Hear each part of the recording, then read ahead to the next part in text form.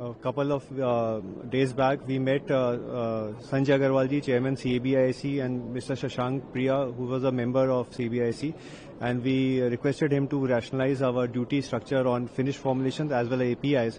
But I think our Honorable Prime Minister, in the view of larger public interest, they have reduced the formulation GST to 5% so that the poor patients can benefit. But at the same time, what he has done for the industry is very commendable, that the refund, 90% refund will be provisional and it will be given in such a short time. I think the industry is very happy about it, and I really salute our Honorable Prime Minister for giving this step. So, and I hope that in the longer run, the prices of medicine should also go down, and we support this decision to a lot.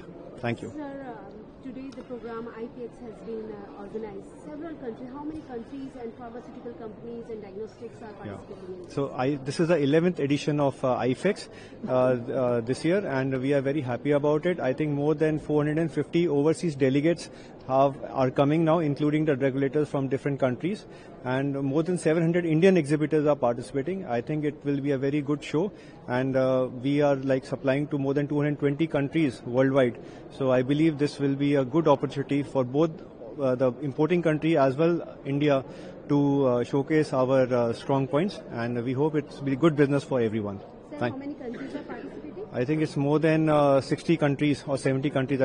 This will be the countries coming over to IFEX this year. So brief one in Hindi as well.